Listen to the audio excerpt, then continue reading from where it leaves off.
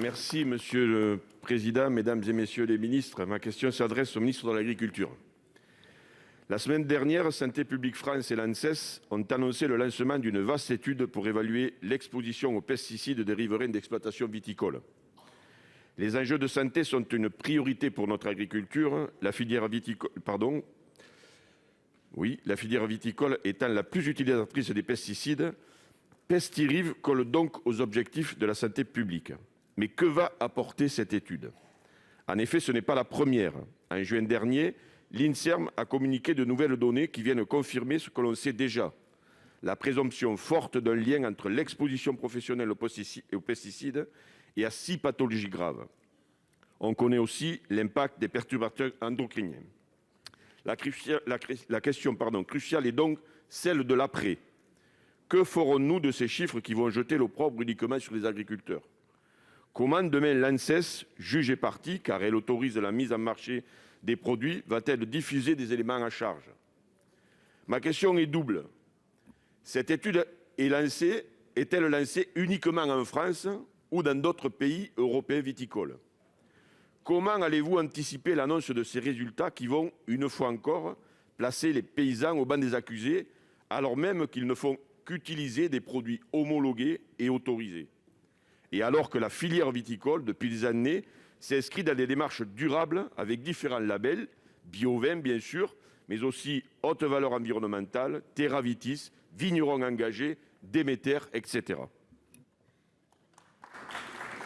Pour vous répondre, la parole est au ministre de l'Agriculture et de l'Alimentation, M. Julien Denormandie. Vous avez la parole, monsieur le ministre.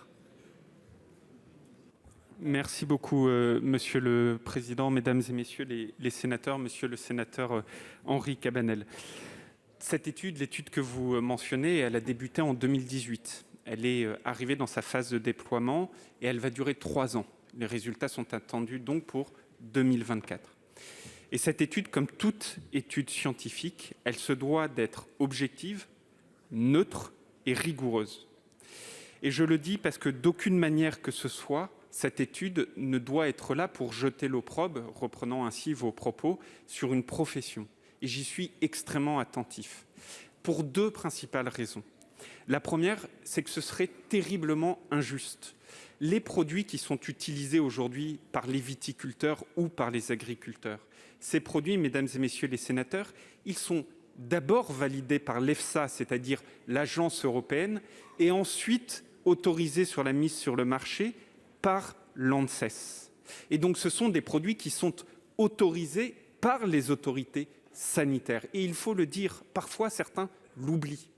Le deuxième élément, c'est parce que ceci, jeter l'opprobre, ne serait absolument pas conforme à la réalité. J'ai eu l'occasion ce matin au Conseil des ministres de présenter les avancées sur les dynamiques d'agroécologie. Figurez-vous, mesdames et messieurs les sénateurs, que la surface biologique dans notre pays a doublé depuis 2017. Nous sommes devenus le pays européen avec la plus grande surface biologique. Le label HVE, très utilisé dans le domaine viticole, le nombre d'exploitations passées en HVE a été multiplié par 20 en 3 ans. Je dis bien par 20. Les CMR1, c'est-à-dire les produits les plus dangereux, les CMR1 ont été réduits de 93% depuis 2017. Et après cela, certains continuent à dire que l'agroécologie ne serait pas une réalité sur le terrain. Et donc, monsieur le sénateur, soyez sûr que la science, elle doit être là pour éclairer, pour progresser et jamais pour caricaturer. Et telle devra être la ligne de conduite au moment de la publication des résultats en 2024. Je vous remercie. Merci. Monsieur Cabanel. Oui, merci, monsieur le ministre, de votre réponse. Mais bon, j'avais dit dans ma question, effectivement, tous les efforts que faisaient les agriculteurs. Mais comprenez qu'on est même très inquiet sur l'interprétation qui va être faite. Et notamment par rapport donc à la viticulture qui, après la pandémie, après le gel du 8 avril, dont on annonce une baisse de récolte moyenne sur l'ensemble de la France de moins 30%, les viticulteurs n'ont pas besoin d'être montrés du doigt comme chaque fois c'est le cas. Merci. Merci. La parole est à notre collègue Sophie Taillé-Polian pour le groupe écologiste.